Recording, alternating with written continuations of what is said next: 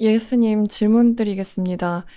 저희가 수행할 때 이제 감각적 욕망을 해로운 법이라고 하고 이제 버려야 할 법이라고 저희가 이제 가르침을 받기는 하는데 이제 출가하시는 분들은 이제 특히나 이제 감각적 욕망을 항상 경계하면서 생활하려고 하지만 또 제가에 계신 분들 같은 경우에는 아직 그 정도의 어떤 수행 목표 설정을 하지 않은 상태로 이제 막 입문하시는 분들도 있다 보니까 감각적 욕망을 버려야 한다라는 이 내용 자체만 들으면 내가 뭔가 잘못하고 있는 건가? 이제 그걸 완전히 버려가면서 살아갈 수 없는 게 제가의 삶이고 지금 내 현재 수준인데 뭔가 해로운 거다, 버려야 할 거다라고 이제 말을 하니까 그게 계속 죄책감이 들게 만든다는 이야기를 하시더라고요. 근데 출가한 사람 입장에서도 어떤 감각적 욕망을 이제 누릴 때마다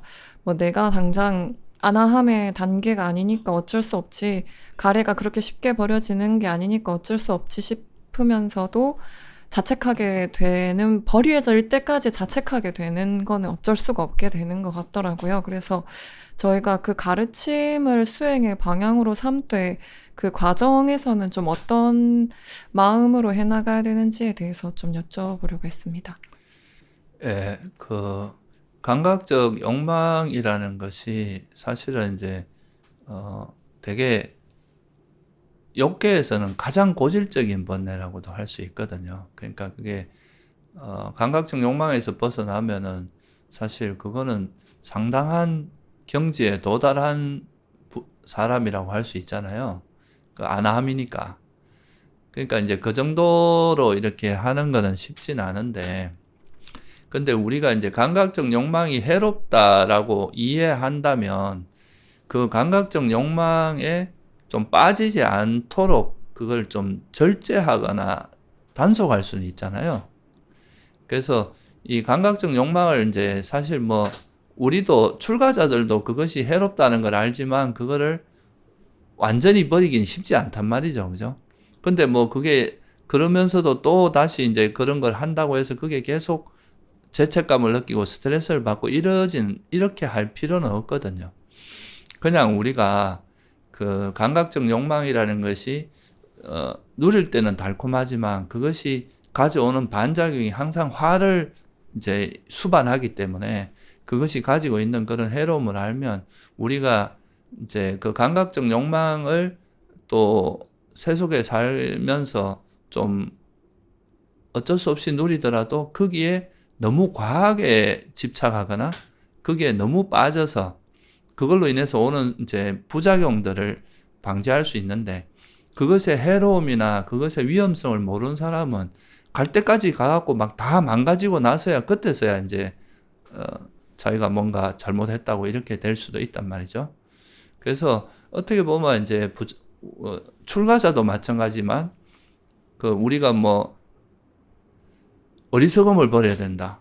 또 뭐 자만을 버려야 된다. 감각적 욕망을 버려야 된다. 이런 것들이 지금 당장 버릴 수 있는 거라고 보기보다는 그런 방향성을 알고 우리가 꾸준히 그 방향으로 노력을 하고 최대한 지금 내가 할 수 있는 만큼 절제하고 이래 하다 보면 이게 점점 빗발해서 언젠가는 사라지는 거기 때문에, 그러니까 그거를 지금 뭐 내가 당장 버리지 못한다고 해서 그거에 대해서 막 죄책감을 느끼거나 이럴 문제가 아니고, 내가 그것이 거기에 너무 빠지지 않고 또 그런 감각적 욕망이 일어났을 때 그것이 너무 과하게 가지 않고 적정선에서 머물 이제 어느 정도 하다가 이래 그걸 놓을 수 있도록 그런 방향으로 노력을 꾸준히 하라는 의미지, 지금 당장 그것이 없다고 해서 사라지지 않는다고 해서 죄책감을 느끼거나 이럴 이유는 없습니다.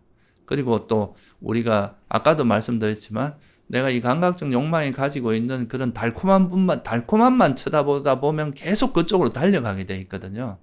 근데 이 달콤함이 뿐만 아니라 그것이 가지고 있는 해로움, 위험성, 이런 거를 우리가 깊이 통찰하게 되면 그래도 좀 절제하고, 이렇게 막 가다가도, 이렇게 가다가 위험하다 해서 멈출 수 있고, 그런 절제할 수 있는, 적당함을 유지할 수 있는 그런 힘이 있기 때문에 그것이 되게 중요한 부분입니다. 그래서 우리가 그런 감각적 욕망을 누리더라도 그게 너무 지속되지 않고 적정선에서 멈출 줄 알고 그것에 이제 빠져들지 않고 그렇게 노력을 해 나가다 보면 언젠가는 이 감각적 욕망에서 정말 완전히 이래 벗어날 수 있는 그런 때도 온다. 이렇게 좀 생각하시면 좋을 것 같아요.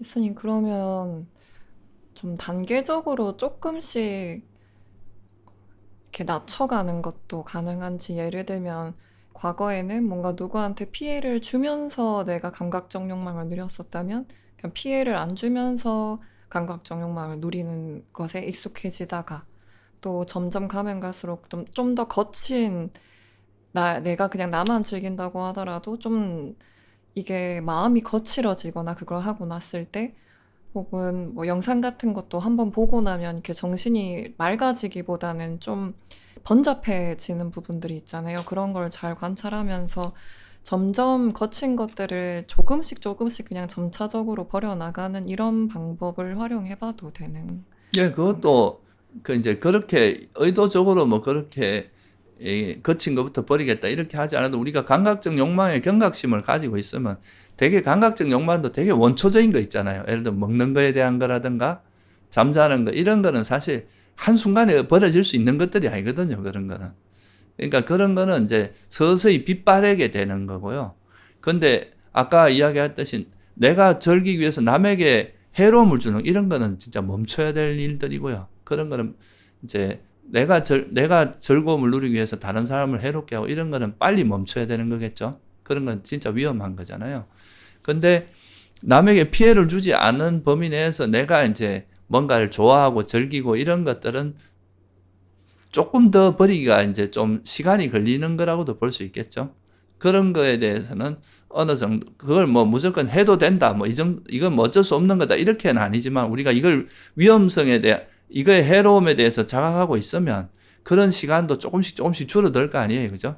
그러니까 우리가 그 수행을 해 나가면서 그런 감각적 욕망 중에서 거칠고 남에게 해로움을 주면서까지 즐기는 그런까지는, 우리가 수행자로서는 가급적이면 안 해야 되는 거고, 그죠? 또 나 자신을 그냥 남에게 해는 안 주지만 그래도 내가 좋아서 즐기는 거 이런 것도 어떻게 보면 그런 게 나한테 뭐고 수행을 시간을 좀 낭비하게 하고 좀 의미 있는 그런 삶을 살기보다 뭔가 즐기는 쪽으로 가니까 이런 거는 수행을 열심히 해서 수행에 대한 재미가 자꾸 생기다 보면 이런 감각적 그 욕망을 즐기면서 오는 그런 즐거움들을 조금씩 멀리하게 돼 있습니다.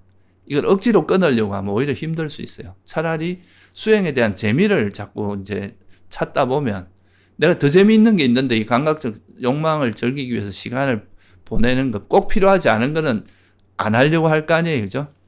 그런 식으로 발전해 나가기 때문에 어떻게 보면 이제 좀 그런 거에 해로움을 이해하면서 그쪽 방향으로 꾸준히 노력하다 보면 자연스럽게 이제 거친 거는 정리되고 점점 이제 수행으로 인한 재미를 조금 더 내가 개발하고 거기서 재미를 느끼다 보면 감각적인 즐거움에 대해서는 조금씩 조금씩 멀어지게 돼 있다. 그렇게 자연스럽게 가는 것이 좀 좋습니다. 스님, 그러면 이제 그 경전에서도 배우지 못한 범부는 괴로운 느낌에 닿으면 감각적 욕망으로 이제 가게 된다라는 그런 부처님 말씀이 있었는데, 뭐 멀리 찾아보지 않더라도 저만 하더라도 좀 스트레스가 짧은 시간에 계속해서 여러 자극들이 오거나 다방면에서 그런 일들이 계속 어떤 내가 좀 지금 현재의 정신적 자원 수준으로는 이렇게 뭔가 해결하기 힘든 일들이 연속적으로 이제 오고 고민이 끊이지 않게 되다 보면 그게 당장 그걸 풀 수 있는 지혜가 없다 보니까 감각적 욕망으로 이제 그런 보상을 얻으려고 하는 마음의 패턴을 계속해서 좀 보게 되더라고요. 그게 막 거친 건 아니더라도 뭐 이렇게 뭔가 지적 욕망을 채우는 쪽으로 뭔가 마음을 풀어보려고 한다거나 아니면 음식이나 제가 세속에 있었을 때 일이 너무 힘들면 커피를 하루에 막 7잔 이렇게 먹었었는데 그게 이제는 매일 많이는 안 마시더라도 뭐 하루에 한 잔을 이제 계속 마시게 된다거나 이런 것들이 제가 뭔가 필요에 의해서 마시는 게 아니라 그거에 대한 좀 보상으로 계속 이런 행동들을 하고 있다라는 거를 좀 느낄 때가 있거든요. 근데 그러면은 그렇게 괴로운 상황에 처했었을 때 감각적 욕망으로 마음이 쏠릴 때는 좀 어떻게 이럴 대체할 수 있을 만한 걸 좀 찾을 수 있을지 그것도 좀 궁금합니다. 예, 그것도 이제 사실 그걸 단박에 이제 뭐 이렇게 그런 우리가 보통은 이제 세속에서도 괴로움이 있으면 그거를 가장 쉽게 푸는 방법이 감각적인 즐거움을 찾는 거잖아요. 그 중에서도 가장 쉽게 할 수 있는 게 먹는 거. 요즘 같으면 뭐 유튜브 보는 거. 이런 거는 사실 돈도 별로 안 들이고 노력도 별로 안 들이고 할 수 있는 거라. 특히 뭐 이래 유튜브나 뭐 이래 자기 원하는 거 찾는 이런 건 쉬운 일이잖아요. 그래서 그런 걸로 푸는 게 가장 쉬운데, 그런 거를 우리가 좀, 그런데 계속 하다 보면 계속 그런 식으로밖에 풀지 못하게 되잖아요. 그러니까 이제 그런 거를 좀 해소하는 방법 중에 하나가 뭐 예를 들면 방 청소를 좀 한다거나, 그런 거 할 시간에 운동을 한다거나, 좀 산책을 나간다거나, 뭐 이런 식으로 좀 약간의 수행과 관련된, 그러니까 단순히 그 감각적인 욕망에 빠지는 게 아니라 수행과 좀 연관된 그런 행위들, 선행을 한다거나 뭐 이런 식으로 푸는 방법을 좀 찾아보고요. 거기서 한 걸음 더 나아가면은 그거를 이제 수행으로 좀 이래 그럴 때일수록 오히려 뭐 삼매를 닦는다거나 이런 식으로 해서 수행을 한다거나 아니면 뭐 연부를 한다거나 뭐 이런 여러 가지 이렇게 좀 선행으로서 풀 수 있는 방법들이 있을 거 아니에요. 그죠? 그런 걸로 푸는 쪽으로 조금씩 전환해보는 그런 방향을 한번 찾다 보면 이게 단순히 그런 이제 감각적인 걸 즐기는 걸로 푸는 것보다 이게 더 생산적이고 나한테 내가 스트레스가 더 잘 풀리는구나. 이런 거를 좀 자기가 경험하다 보면 이제 그런 쪽으로 가게 되고 제일 좋은 거는 사실 이제 삼매나 이런 수행을 통해서 그 스트레스를 풀 수 있게 되면 이제 진짜 제일 좋은 거고요. 그렇게 되기 처음부터 그렇게 싹 전환이 되는 건 아니니까 조금 더 그런 감각적인 거를 즐기는 시간을 조금 줄이면서 좀 건전한, 수행적으로, 선한 쪽으로 이렇게 뭔가 전환해 나가면서 그걸 극복해 나가는 그런 쪽으로 노력하면 좋지 않을까 싶어요.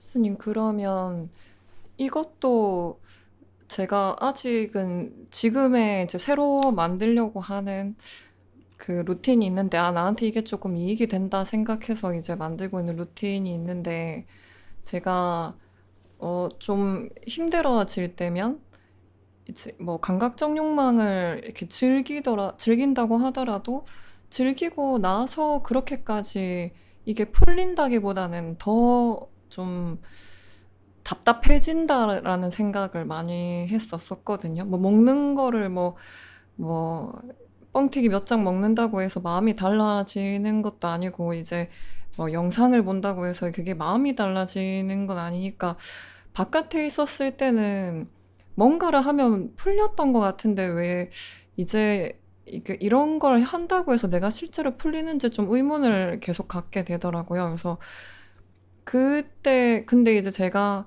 평상시에 보면 청소를 하거나 방 정리를 좀 하거나 또 아침에 또 이렇게 막 급하게 일어나기보다는 좀 여유 있게 일찍 일어나고 그렇게 할 때 항상 컨디션이 좋고 정신도 좀 더 맑아졌다라는 거를 기억이 나서 그러면은 그냥 아예 루틴을 그렇게 좀 더 만들어서 그냥 그 계획 속에서 내가 좀 그 일상을 관리를 조금 해보자라고 생각해서 그냥 생활 패턴 자체를 아예 일찍 일어나서 좀 이렇게 씻고 어느 정도 좀 마음의 준비가 된 상태에서 이제 예불을 들어간다거나 또 아침에 공양하고 올라오면 이제 뭐 예불 하고 이제 그다음에 정진하고 또 공양하고 그러면 올라와서 방 청소를 이제 환기하면서 전체를 한다거나 그러면서 이제 하루의 루틴을 이제 점점 딱 규칙적으로 잡아 나가고 있었거든요.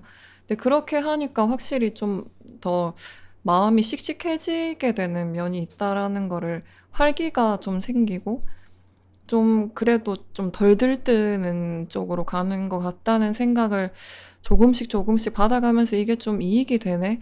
일상을 관리하는 게 이익이 되네 이 생각이 들면서 오늘 아침에는 그 처음에는 이 적응을 할 때는 그 절의 일과에 몸을 맞추는 게 너무 힘들게 느껴졌는데 그게 오늘은 처음으로 이렇게 일과가 딱 잡혀져서 생활이 간결하게 흘러가는 게 좀 되게 좋다라는 어떤 행복한 느낌이 좀 확 들더라고요.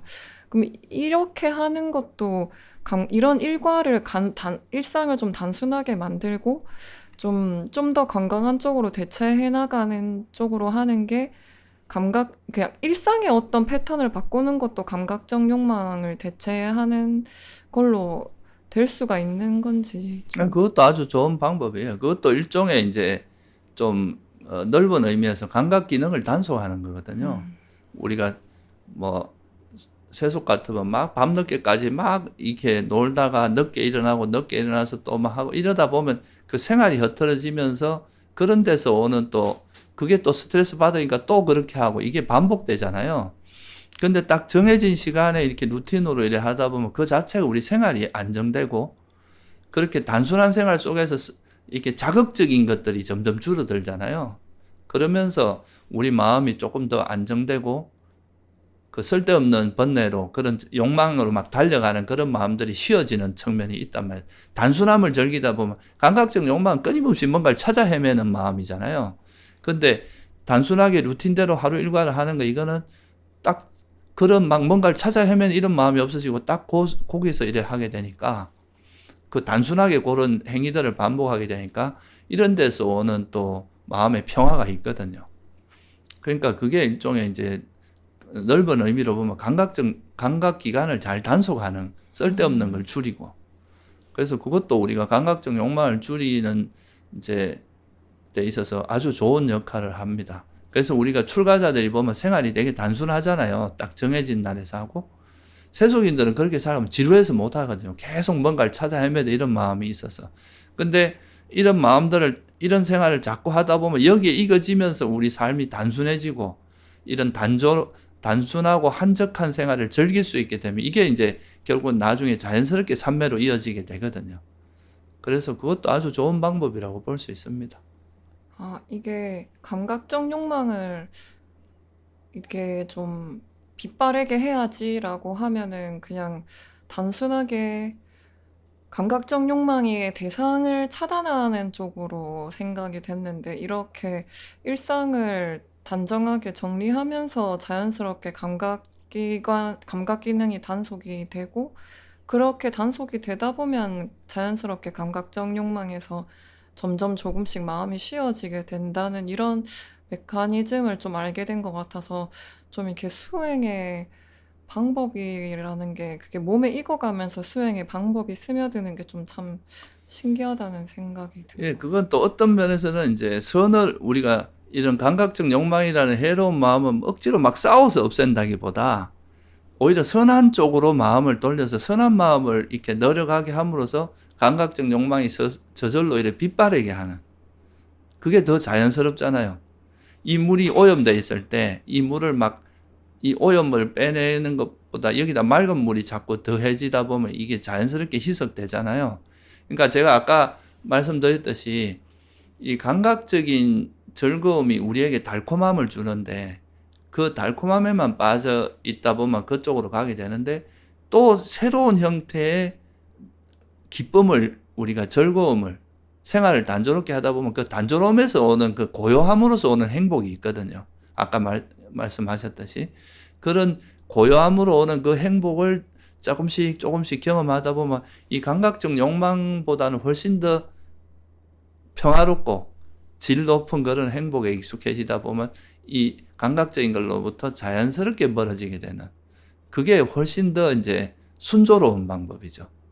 그러니까 오히려 선을 행함으로써 불선이 멀어지게 하는 그런 꼴이고 이 불선을 막 억지로 막 꺾으려고 하다 보면 그것을 오히려 잘못하면 힘들어질 수도 있는 거예요. 억지로 막 없애려고 하는 것보다 우리가 선을 개발하다 보면 불선이 자연스럽게 적어지는 그래서 우리가 수행에서도 계를 잘 지킴으로써 삼매가 삼매의 도움을 받고 삼매가 있으면 또 지혜의 도움 받고 이렇게 서로 선순환하도록 지혜가 있어야 또 계도 잘 지키니까 그런 식으로 되도록 하는 것과 다 궤를 같이 한다 이렇게 볼 수 있겠죠.